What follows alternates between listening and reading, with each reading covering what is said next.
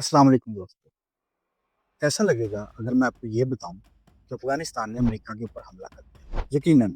आपके जहन में आएगा कि ये कैसी बेवकूफ़ी है। एक ऐसा मुल्क जिसकी बाकायदा फौज ही नहीं है, उसने दुनिया की सबसे बड़ी सुपर पावर के साथ टक्कर ले ली, और वो भी तब जब उसके अपने मुल्क में तकरीबन सिविल वॉर या खाना जंगी चल रही। लेकिन अगर आप तारीख के ऊपर नज़र दौड़ाएं तो आप देखेंगे कि एक नौज़ायदा रियासत ने कैसे अपने वक्त की जो सुपर पावर थी उसके साथ टक्कर ली और उस अजीम शान सल्तनत को टुकड़े टुकड़े करके ताश के पत्तों की तरह बखेर के रख दिया। वो सल्तनत थी उस वक्त थी अजीम सल्तनत, द पर्शियन एम्पायर, और उसके टुकड़े करने वाले थे अरब जंगजू, और जिनके पास उस वक्त सासानी फौज की तरह ना ही बेहतरीन इक्विपमेंट था और ना ही वैसी तरबियत याफ्ता फौज थी। मुसलमानों ने पर्शियन एम्पायर के साथ जो सबसे पहली जंग लड़ी थी उसे जंग सलासल या बैटल ऑफ चेंज भी कहा जाता है। और आज हम उसी अजीम शान जंग की तफसीलात आपके सामने पेश करेंगे और बताएंगे कि कैसे इस एक जंग ने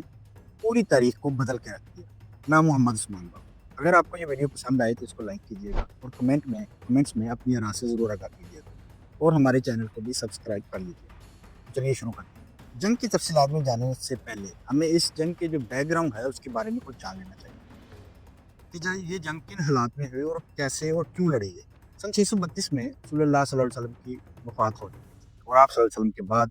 जो मनसब खिलाफत है वो हज़रत अबू बकर सिद्दीक़ रज़ी अल्लाह तआला अन्हु संभाली। हज़रत अबू बकर सिद्दीक़ रज़ी अल्लाह तआला अन्हु के जो इक़्तिदार था उसके जो स्टार्ट होते ही वहाँ पे जो झूठे नबी थे उन्होंने दावा-ए नबूवत पेश करना शुरू कर दिया था, और मुसलमान उस वक्त जो थे उनके साथ जंगल में मसरूफ़ थे। यानी कि अगर हम देखें तो इसको हम कह सकते हैं कि ये एक सिविल वार टाइप मामला था। रसूलुल्लाह सल्लल्लाहु अलैहि वसल्लम की वफ़ात से कुछ अर्सा पहले बहुत से जो अरब कबाइल थे वो इस्लाम भी कबूल कर चुके थे, और उनमें जो कबाइल थे वो ईरान की सरहद जो थी उस वक्त इराक भी ईरान में शामिल था। तो मेसोपोटामिया जो इलाका है जिसको हम बोलते हैं, वहाँ पे जो कबाइली सरदार थे उनमें थे एक हज़रत मुसन्ना इब्न हारिसा अल-शैबानी रज़ी अल्लाह तआला अन्हु। तो वो भी उन लोगों में से जो सरदारों में थे जो उस वक्त इस्लाम को कबूल कर चुके थे। उन्होंने इस्लाम कबूल करने के बाद जो ये करना शुरू कर दिया कि वो क्या करते थे कि वो छोटी-सी अपनी एक फ़ौज जमा करते थे, और 50-60 लोगों की, और जो ईरानी जो पर्शियन एम्पायर के जो सरहदी इलाके थे उनके ऊपर हमलावर हो जाते थे। वो ज़्यादातर डीप नहीं जाते थे, वो बस जो स्टार्ट में जो होती है उधर ही वो हमला करते थे, उनकी सरहद की, वहाँ से वो मानने की नहीं जदा करते थे और वापस हेरात में गुम हो जाते थे। पर्शियन जो एम्पायर की जो आर्मी थी उनमें एक यानी कि खामी थी कि वो बहुत ज़्यादा हैवी ज़रा बख्तर वो बांधते थे, और वो ऐसे टैक्टिस जो थे उनमें जंग वो नहीं कर सकते थे। वो उनकी जो फ़ौज थी वो ज़्यादातर इसलिए बनी थी कि वो एक आमने-सामने की लड़ाई कर सके। तो हज़रत मुसन्ना इब्न हारिसा अल-शैबानी रज़ियल्लाहु तआला अन्हु इसका हमेशा फ़ायदा उठाते थे। वो क्या करते थे, वो हिट एंड रन वाली जो टैक्टिक्स है उसको इस्तेमाल किया करते। अब ये सब जो हालात थे इनको हज़रत मुसन्ना इब्न हारिसा जो थे रज़ियल्लाहु तआला अन्हु, उन्होंने उसको डीपली एनालाइज़ किया कि जब वो हमला करते हैं तो जो ईरानी फ़ौज है वो उनके पीछे नहीं आ सकती। तो उन्होंने क्या किया कि वो फिर मदीना तशरीफ़ ले आए और हज़रत अबू बकर सिद्दीक़ रज़ियल्लाहु तआला अन्हु से मुलाकात की, और उनको जो सारे जो हालात थे, वाक़यात थे, वो उनके गोश-गुज़ार किए। हज़रत अबू बकर सिद्दीक़ रज़ियल्लाहु तआला ने जब ये सुना तो वो बहुत खुश हुए, और उन्होंने कहा कि आपको मैं आपके इलाके के जो बाकी सरदार हैं या कबाइल हैं, उन सबका सरदार बनाता हूँ। तो अब से जो भी रेड्स होंगी, जो भी कुछ होगा उसको आप ही लीड करेंगे, और उनको फिर वापस अपने इलाके में भेज दिया कि आपने ज़्यादा डीप नहीं जाना। सिर्फ़ आपने जो है वो हमला अपने यानी कि सरहद तक ही रखना है, यानी सरहदी जगह पे होनी चाहिए, इससे ज़्यादा ना हो। वो वापस चले गए और उन्होंने वापस वही यानी कि अपनी पुरानी हिट एंड रन की जो टैक्टिक्स थी वो शुरू कर दी। इधर अबू बकर सिद्दीक़ रज़ियल्लाहु तआला अन्हु ने इसके ऊपर जो है वो डीप थिंकिंग की, गौर-फ़िक्र किया कि यानी कि हमारे पास एक अच्छा मौका है, अगर हम चाहें तो जो मेसोपोटामिया का जो इलाका है, जो अरब इलाका जहाँ पे अरब कबाइल आबाद हैं, हम उनको आसानी से अपने कब्ज़े में ले सकते हैं। तो ये थे वो हालात जब हज़रत अबू बकर सिद्दीक़ रज़ियल्लाहु अन्हु जो खलीफा वक़्त थे उन्होंने फ़ैसला कर लिया कि अब सासानी जो सल्तनत है उसको टक्कर देने का वक़्त आ चुका है। और मुसलमानों का जो पहला जो बड़ा टारगेट था वो था अल-हिरा का इलाका। वो मैं अभी आपको आप इधर मैप है उसमें भी देख सकते हैं कि ये कौन-सा इलाका था। अब जबकि हज़रत अबू बकर सिद्दीक़ रज़ियल्लाहु तआला अन्हु ये फ़ैसला कर चुके थे कि उन्होंने सासानी सल्तनत के साथ जो है या पर्शियन एम्पायर है उसके साथ टक्कर लेनी ही लेनी। तो उस वक़्त उन्होंने जो है वो 2 बहुत ज़बरदस्त मास्टर स्ट्रोक, पहला जो मास्टर स्ट्रोक था उनका ये था कि ये जितनी भी फ़ौज होगी वो रज़ाकारों के ऊपर मुश्तमिल, और दूसरा जो उनका उससे भी बड़ा मास्टर स्ट्रोक था वो ये था कि इस फ़ौज को जो है वो लीड करेंगे सैफुल्लाह यानी हज़रत खालिद इब्न वलीद रज़ियल्लाहु तआला अन्हु, जो कि अल्लाह की तलवार भी कहलाते हैं। हज़रत खालिद बिन वलीद रज़ियल्लाहु तआला अन्हु उस वक़्त यमामा के इलाके में मौजूद थे। اور جو ایک جھوٹا نبی ہے مسلمہ کذاب، اس کو وہ اس وقت شکست دے چکے تھے۔ حضرت ابو بکر صدیق رضی اللہ تعالیٰ عنہ نے اپنا ایک قاصد بھیجا یمامہ میں، اور حضرت خالد بن ولید رضی اللہ تعالیٰ عنہ کے سامنے جو ساری سچویشن تھی اس کو رکھا، اور ان کو یہ حکم دیا کہ وہ اب پرشین امپائر سے لڑنے کے لیے تیار ہو۔ احکامات ملتے ہی جو مسلمانوں کی فوج تھی اس نے جو موبلائزیشن شروع کر دی، تو حضرت خالد بن ولید رضی اللہ تعالیٰ عنہ جیسے یمامہ سے نکلے، اور پھر ان کے ساتھ جو نارتھ ایسٹ جو عرب قبائل تھے جو وہ ان کے ساتھ اس میں شامل ہو گئے، اور اس طرح ایک بڑا لشکر جو ہے وہ یعنی کہ ترتیب پایا۔ تقریباً جو ایسٹیمیٹس ہیں وہ تقریباً 18,000 کے قریب بتائے جاتے ہیں کہ 18,000 جنگیوں کے قریب جو ہے وہ مسلمانوں کا لشکر جو تھا وہ ایرانی فوج کے ساتھ ٹکرانے کے لیے تھا۔ لیکن یمامہ سے نکلنے سے پہلے حضرت خالد بن ولید رضی اللہ تعالیٰ عنہ جو پرشین امپائر کا جو اس وقت جنرل تھا اس علاقے کا، الہیرا کا، اس کا نام تھا ہرمز، اس کو ایک خط لکھا، اور اس خط کے جو مندرجات ہیں وہ آج بھی بڑے مشہور ہیں، اور اکثر آپ لوگوں نے اس کو سنا بھی ہوگا، لیکن میں اس کو دوبارہ ریپیٹ کر دیتا ہوں کہ حضرت خالد بن ولید رضی اللہ تعالیٰ عنہ کو ہرمز پہ خط لکھا، اور اس میں لکھا تھا کہ اسلام قبول کر لو اور محفوظ ہو جاؤ، یا پھر جزیہ دار کرو اور ہماری امان میں آ جاؤ، لیکن اگر تم نے یہ سب کچھ نہ کیا تو اس کے جو نتائج ہوں گے اس کے ذمہ دار تم خود ہو، کیونکہ میں تمہارے مقابلے میں لڑنے کے لیے اس کو ان کو لے کے آیا ہوں جس کو موت ویسے ہی پسند ہے جس طرح تمہیں زندگی پسند ہے۔ اب جیسے ہی یہ خط جو ہے وہ ہرمز کو ملا تو اس کو یہ بات سمجھ آ گئی کہ اب جو ٹکراؤ ہے وہ یقینی ہے، یہ مسلمان اب ٹلیں گے نہیں، وہ پہلے والا ہٹ اینڈ رن والا ٹیکٹکس نہیں ہے، اب یہ ایک باقاعدہ جنگ ہوگی۔ تو اس نے بھی یعنی کہ جو اپنے مرکز میں جو ان کا ہے اس کو خط لکھا اور پھر جنگ کی تیاریاں شروع کر دی۔ مزے کی بات آپ لوگوں کو بتاؤں کہ جو پرشین امپائر کے اندر بھی جو قبائل تھے، عرب قبائل ہیں، وہ بہت زیادہ یعنی ان کی فوج میں شامل تھے، کیونکہ جو سرحد تھی عراق والی اور دوسرے عرب کے ساتھ لگتی تھی، تو وہاں پر زیادہ تر لوگ عرب ہی تھے، اور ان میں سے کچھ لوگ جو ہیں وہ رومی سلطنت کے ویسل بن چکے تھے، اور کچھ ایرانی سلطنت کے ویسل بن چکے تھے۔ پرشین آرمی جو تھی وہ اپنے دور کی ٹاپ نوچ جو اس کو آرمی ہم کہہ سکتے ہیں وہ تھی، یعنی جیسے لگا لیں جیسے آج کے ہم امریکہ کو، جو امریکہ کی آرمی ہے اس کو سمجھتے ہیں کہ یہ دنیا کی سب سے بہترین فوج ہے، ایسے ہی کسی دور میں اس دور میں جو پرشین آرمی تھی وہ اپنے دور کی سب سے بہترین فوج تھی، ان کے جو اکوپمنٹ سے جنگی ہتھیار تھے، آرمرز تھے، جنگی لباس تھے، اور ان کے جو گھوڑے تھے وہ بہت ہی شاندار تھے، آؤٹ کلاس تھے، اور اس دور کے جو بہترین یعنی ہتھیار تھے ان میں ان کا شمار ہوتا ہے۔ لیکن ان میں ایک یہی چیز ان کی کمزوری بھی تھی، جب آپ اتنا کچھ آرمر ویئر کر لیں گے، پہن لیں گے، ہتھیار باری اٹھا لیں گے، تو پھر ظاہری بات ہے پھر آپ اس تیزی سے اس رفتار سے نقل و حرکت نہیں کر سکتے، اور یہی جو ہے وہ پرشین امپائر کی کمزوری۔ اس کے برعکس جو مسلمان تھے ان کے جو ہتھیار تھے وہ بہت ہلکے تھے، یعنی ایک تلوار، ایک کمان، تیر، تھوڑے تھوڑے، یعنی جو ان کے گھوڑے تھے یا ان کے اونٹ تھے وہ بھی بہت زیادہ یعنی کہ آرمرز نہیں انہوں نے پہنے ہوتے تھے، جو گھوڑوں کے ہوتے ہیں یا اونٹوں کے ہوتے ہیں وہ بھی نہیں تھے، وہ یعنی ہلکے تھے ان کے، اور ان کے لیے جو نقل و حرکت کرنا تھا وہ بہت آسان تھا۔ اور یہی حضرت خالد بن ولید رضی اللہ تعالیٰ عنہ کی اسٹریٹجی تھی، اور انہوں نے اسی کے اوپر کام کیا۔ حضرت خالد بن ولید رضی اللہ تعالیٰ عنہ نے اپنی اسی اسٹریٹجی کے مطابق جو ہے وہ سوچ رکھا تھا کہ وہ جو پرشین آرمی ہے اسی کے مطابق، اسی اسٹریٹجی کے مطابق ہم کو دکھائیں۔ وہ ایسے کہ جو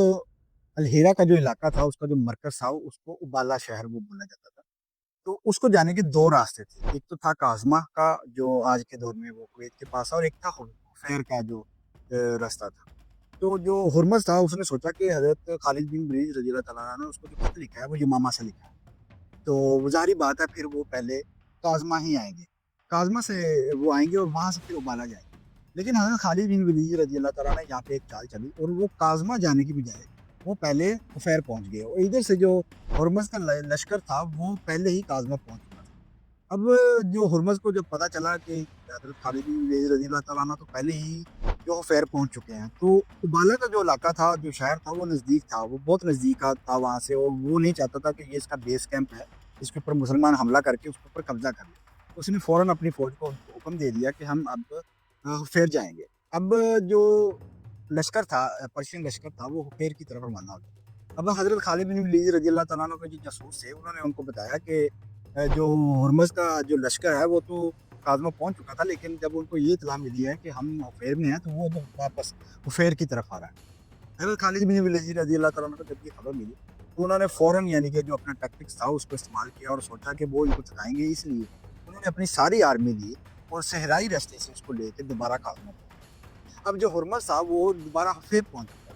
तो वहां पे जाके उसने फिर सर पकड़ लिया कि ये मेरे साथ क्या हो गया। तो अब मसला ये था कि वो काजमा को भी खाली नहीं छोड़ सकता, क्योंकि काजमा जो है वो एक बड़ी अहम जो तजारती शाहराह थी, और उसके ऊपर अगर मुसलमान कब्जा कर लेते तो उसका मकसद ये था कि जो उस रास्ते से जो तजारत हो रही थी वो सारी की सारी बंद। अब जब हुरमज वहां पे पहुंचा हुफैर में, और उसने देखा कि मुसलमान तो वहां पे है ही नहीं, तो उसने फिर दोबारा अपनी फौज को कहा कि अब हम दोबारा कूच करेंगे और यहाँ से वापस काजमा जाएंगे। और फिर उन्होंने काजमा की तरफ जो है वो अपना रास्ता दोबारा ले लिया। मुसलमान जो कि पर्शियन आर्मी से पहले ही काजमा पहुंच चुके थे, वो उनको अब मुकम्मल टाइम मिल चुका था कि वो आराम करें, सुकून करें, और जो अगली जंग जो आ रही है उसकी तैयारी करें। इसके बरक्स जो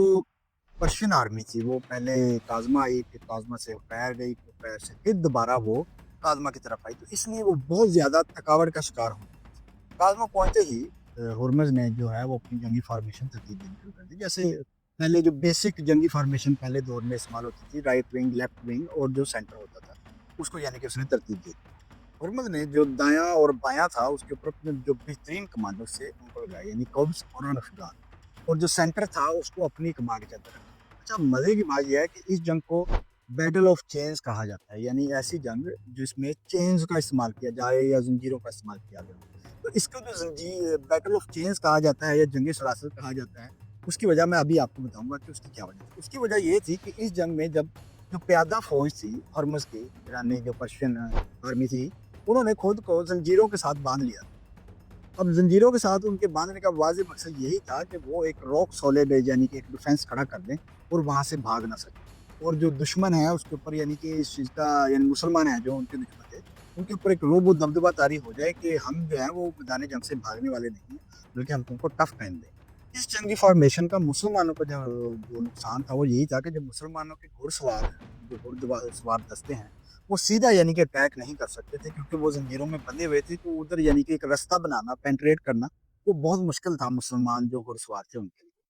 लेकिन यही जो जंजीरें ईरानियों ने बांधी थी, ये उनके लिए भी नुकसानदेह थी, क्योंकि अगर वो जंग ये हार जाते तो फिर जिन लोगों ने जंजीरें बांध रखी थी, जिन सिपाहियों ने जंजीरों को से खुद को जकड़ रखा था, उनके लिए फरार नहीं थी, उनके लिए सिर्फ और सिर्फ मौत थी। अब जंगी फॉर्मेशन जो थी वो कुछ ऐसी थी कि हुरमज ने खुद को, जो दरिया का किनारा था, ये जंग दरअसल दरिया के किनारे पे लड़ी थी, तो जो हुरमज था उसने जो अपनी आर्मी थी उसको दरिया दरिया के किनारे पे लगाया था, जो उसकी फॉर्मेशन सेट की थी, और उसका ये मकसद था कि अगर फॉर एग्जाम्पल है, अगर हम ये जंग हार जाते हैं तो फिर हमारे लिए वापसी का रास्ता है जो वो खुला रहे। तो जो मुसलमान थे उन्होंने जो फॉर्मेशन ऐसे की थी कि उनके जो अकब में वो पीछे वो सहरा था। हजरत खालिद बिन वलीद रजी अल्लाह ताला बेहतरीन तरीके से जानते थे कि मुसलमान जो है वो सहरा के अंदर घुड़सवारी में जो माहिर है, और अगर मुसलमानों को यहाँ पे कुछ नुकसान उठाना पड़ता है तो वो फिर वापस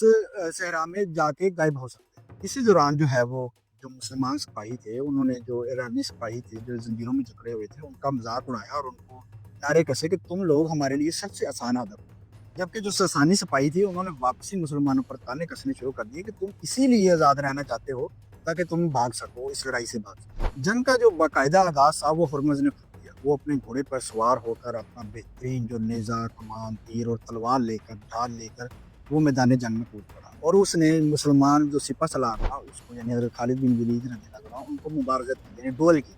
दस्त बदस्त लड़ाई की दावत देता है। ये उस वक्त का एक रवाज था कि लोग, यानी कि जंग शुरू होने से पहले एक दूसरे को ऐसे ही लड़ाई की दावत देते थे। हज़रत खालिद बिन वलीद रज़ी अल्लाह तआला अन्हु एक मंजे हुए सिपाही और सिपह सलार थे, वो फौरन यानी कि इस चीज़ के लिए तैयार हो। उन्होंने फौरन जो है वो अपना घोड़े पर सवार हुए और हुरमज के मुकाबले में आ गए। अब ये दोनों अपने अपने घोड़े पे एक दूसरे के साथ तलवारबाजी के साथ करने लगे और एक दूसरे के ऊपर वार करने लगे। फिर ये घोड़े से नीचे उतर आए और एक दूसरे के साथ मुकाबला शुरू कर दिया। अब हुरमज ये बात जो है ना वो अच्छे तरीके से जान चुका था कि हज़रत खालिद बिन वलीद रज़ी अल्लाह तआला अन्हु कोई करने वाला नहीं है। वो समझा था कि ये कोई आम बद्दू लोग हैं जो तलवारबाजी से वैसे वाकिफ नहीं है, जैसी ट्रेनिंग हमारी है। लेकिन जब उसने हज़रत खालिद बिन वलीद रज़ी अल्लाह तआला अन्हु को लड़ते देखा तो उसको वो ये बात समझ आ गई कि वो तलवारबाजी में हज़रत खालिद बिन वलीद रज़ी अल्लाह तआला अन्हु कुछ किस नहीं दे सकता। उसने अपनी जो तलवार थी और ढाल थी उसको एक साइड पर फेंक दिया। अब उसने एक नया पैंतरा जो है वो चला, और उसकी जो उसने मनसूबा बंदी है वो पहले ही की। उसने क्या किया कि तलवार को, ढाल को, हर चीज़ को फेंक दिया, और खालिद बिन वलीद रज़ियल्लाहु तआला अन्हु को डायरेक्ट कुश्ती की दावत देकर, यानी कि रेसल जो होता है वो जंगों के दौरान, उसकी दावत दे डाली। हज़रत खालिद बिन वलीद रज़ियल्लाहु तआला अन्हु ने इसको फौरी कबूल कर लिया। अब इन दोनों ने एक दूसरे के साथ पंजा आजमाई करनी शुरू कर दी। अब एक जगह पे मौका देख के हुर्मज ने खालिद बिन वलीद रजी अल्लाह तआला अन्हु को अकब से जाकर जकड़ लिया और अपनी सफ में जो पहली सफ़े थी उनमें मौजूद कुछ कातल थे जो उसने छुपाए हुए थे और वो इसी वक्त का इंतजार कर रहे थे। उसने उनको इशारा किया कि आओ और खालिद बिन वलीद का जो काम है वो तमाम करो। जैसे ही ये वो एक दूसरे को इशारा कर रहे थे या देख रहे थे तो पीछे मुसलमान लश्कर में भी जो थे हजरत ताका रजी अल्लाह तआला अन्हु वो भी इस चीज़ को नोट कर रहे थे। जब उन्होंने देखा कि उधर से जो है वो लोग घुड़सवार तेजी से भागते हुए आ रहे हैं और वो हजरत खालिद बिन वलीद रजी अल्लाह तआला अन्हु को निशाना बनाना चाहते हैं तो वो भी सरपट अपने घोड़े को फौरी उन्होंने दौड़ा दिया और उस सिमत दौड़ाया जहाँ से वो कातिल भागते हुए आ रहे थे। अब हजरत खालिद बिन वलीद रजी अल्लाह तआला अन्हु एक्चुअली इस बात से यानी कि बेखबर थे कि यानी कि ये मामला चल रहा है। अब हजरत ताका रजी अल्लाह तआला अन्हु ने फौरी जाके उनके जो सर थे वो कलम कर दिए उन कातलीन के जो असैसिन्स थे उनके और वापस आके हजरत खालिद बिन वलीद रजी अल्लाह तआला अन्हु की तरफ तलवार फेंकी। हजरत खालिद बिन वलीद रजी अल्लाह तआला अन्हु भी इस वक्त थोड़ा सा समझ चुके थे और उनको समझ आ चुकी थी कि यहाँ पे हुर्मज ने ही कैसी बेईमानी की और क्या पैदा किया है। तो चुनाचे उन्होंने तलवार से उसका सर जो हजरत ताका रजी अल्लाह तआला अन्हु ने फेंकी थी उसका सर कलम कर दिया। अब ये चीज़ देख के जो पर्शियन जो आर्मी थी उसके अंदर हड़बोंग बच गई। ज़ाहिर बात है कि जब आपका सिपह सलार ही पहले ही हुल्ले में काट दिया जाएगा तो फिर ज़ाहिर बात है बाकी जो आर्मी होगी वो सिपाही होंगे उनके दिल में एक दाग बैठ तो हज़रत खालिद बिन वलीद रजी अल्लाह तआला अन्हु ने बगैर किसी इंतज़ार के तमाम जो मुसलमान आर्मी थी उसको चार्ज का हुक्म दे दिया। जो पर्शियन आर्मी थी वो शायद ये समझ रही थी जो पुराने उन्होंने कई दफ़ा जो अरब इलाके हैं उनके ऊपर रेड्स की थी और जो अरब लोग हैं उनको शिकस्त दी थी और कई जो एक सरदार हैं उनको उन्होंने यानी फांसी भी दी थी। तो वो समझ रहे थे कि शायद ये वही अरब आर्मी है जिसके साथ उनका पल है और वो उसको आसानी से हरा दें। लेकिन उनको अंदाज़ा नहीं था कि ये जो मुसलमान आर्मी है ये बिल्कुल डिफरेंट है। ये पिछले 10-12 साल से जो है वो जंगें लड़ के जो बैटल हार्डन हो चुकी है यानी यमामा में, हुनैन में, खंदक, ओहद, बदर मुसलमान काफ़ी ज़्यादा यानी कि जो जंगें हैं वो लड़ चुके थे और वो काफ़ी बैटल हार्डन हो चुके थे। तो ये उनके लिए एक बिल्कुल नई चीज़ थी। तो जो पर्शियन आर्मी थी वो भी कोई आम आर्मी नहीं थी, वो भी बैटल हार्डन आर्मी थी और वो पिछले तकरीबन 1500-2000 साल से लगातार एक सुपर पावर चली आ रही। तो अब जो उनका जो मुकाबला था वो एक बड़ी एक सख्त आर्मी के साथ हो रहा था और जो पर्शियन आर्मी थी वो ऐसे नहीं है कि पहली दफ़ा में पहले ही अटैक में वो उन्होंने हार मान ली, नहीं। उन्होंने यानी कि मुसलमानों का पूरा मुकाबला करने के लिए यानी कि अपनी जान लड़ा दी स्टार्ट में। अब जो जंग थी वो आहिस्ता-आहिस्ता जो है वो अगले मरहले में दाखिल होनी शुरू हो चुकी। जो ईरानी या पर्शियन आर्मी थी वो क्योंकि बहुत लंबे सफ़र करके आ-जाके थक चुकी थी, तो थोड़ी-सी ही देर में वो थकावट का शिकार होने लगी। अब जो आगे वाले प्यादा थे, जो उनके थे वो फ़ौज जिन्होंने खुद को ज़ंजीरों से बाँध रखा था, वो उनके लिए भी तलवार चलाना मुश्किल था। वो ऐसे कि अगर एक आदमी उनका एक सिपाही तीर लगने से या तलवार लगने से मर गया, तो जो आदमी साथ उसके बंधा हुआ था या जो ग्रुप 10-10 के 20-20 के वो एक दूसरे के साथ बंधे हुए थे, तो जो आदमी मर जाता था उसको भी उनको साथ ही घसीटना पड़ता था। ये मुसलमानों के लिए एक बड़ा बेहतरीन मौका था। जब हज़रत खालिद बिन वलीद रज़ी अल्लाह तआला अन्हु ने ये देखा तो उन्होंने अपनी आर्मी को फुल चार्ज करने का हुक्म दे दिया,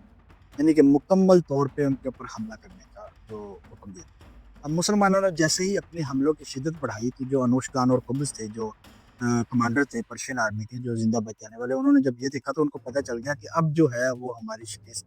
लाज़िम है। तो उन्होंने फ़ौरन अपनी फ़ौज को रिट्रीट करने का या पीछे हटने का हुक्म दे दिया। अब जो लोग तो ज़ंजीरों में नहीं थे, तो वो तो यानी कि आसानी के साथ वो यहाँ से भागने में कामयाब हुए। लेकिन जो लोग ज़ंजीरों में थे, उनमें से कोई भी बंदा भागने में कामयाब नहीं हो सका और सब के सब जो है उनको मुसलमानों ने गाजर मूली की तरह काट दिया। इस जंग में शिकस्त के बाद जो पर्शियन आर्मी थी उन्होंने इसी फ्रंट के ऊपर जो अल-हिरा का जो फ्रंट है इसके ऊपर 3 बड़ी जंगें और लड़ी। लेकिन वो सारी जो जंगें थी वो हार गए और मिलाकर ये इलाका मुसलमानों के कब्ज़े में आ गया। इंशाल्लाह जो हमारी नेक्स्ट वीडियोज़ होंगी हम उनमें जो 3 बड़ी जंगें हैं उनको भी कवर करने की कोशिश करेंगे और बताएँगे कि आपको मुसलमानों ने किस तरह इस इलाके को मुकम्मल तौर पर बनाया। इस जंग की फ़तह के बाद मुसलमानों ने बहुत जल्द जो है वो जो ससानी इलाके थे उनको फ़तह करना शुरू कर दिया और आहिस्ता-आहिस्ता कुछ ही सालों में मुसलमानों ने जो सल्तनत ससानिया थी जो कि हज़ारों सालों से चली आ रही थी उसको ताश के पत्तों की तरह बखेर के रख दिया। और रसूलुल्लाह सल्लल्लाहु अलैहि वसल्लम की जो हदीस थी, जो पेशन गोई थी वो यानी कि वो सच साबित हुई कि जैसे वो उनके बादशाह ने आप सल्लल्लाहु अलैहि वसल्लम का जो खत मुबारक था उसको फाड़ा था, वैसे ही उनकी जो सल्तनत थी वो भी उसका शराना भी वैसे ही उस खत की तरह ही टुकड़े-टुकड़े। उम्मीद है दोस्तों आपको ये वीडियो ज़रूर पसंद आई। تو ہماری یہ کوشش ہوگی کہ جو اگلی ہماری ویڈیوز آئیں ان کے اندر ہم جو باقی جو جنگیں ہم نے رومنس کے ساتھ اور جو ہم نے پرشین امپائر کے ساتھ لڑی ہیں ان کو ایسے ہی اپنے یعنی کہ آپ کے ساتھ کھول کے بیان کیا جائے اور آپ کو ان کی تفصیلات فراہم کی جائیں۔ اگر آپ چاہتے ہیں کہ ہم کسی مخصوص جنگ کے اوپر کوئی ویڈیو بنائیں تو کمنٹ باکس میں ہمیں بتائیں کہ کون سی ایسی جنگ ہے جس کے اوپر آپ چاہتے ہیں کہ ہم ویڈیو بنائیں، تو ہم وہ بھی ویڈیو بنا کر آپ کے ساتھ شیئر کریں۔ اگر یہ ویڈیو آپ کو پسند آئی ہے تو اس کو ضرور لائک کیجیے گا اور کمنٹ بھی کیجیے گا اور جو چینل ہے اس کو سبسکرائب بھی کیجیے گا، اور اس ویڈیو کو دوسرے اپنے جو دوست ہیں ان کے ساتھ شیئر بھی کیجیے گا۔ ملتے ہیں اگلی ویڈیو میں، تب تک کے لیے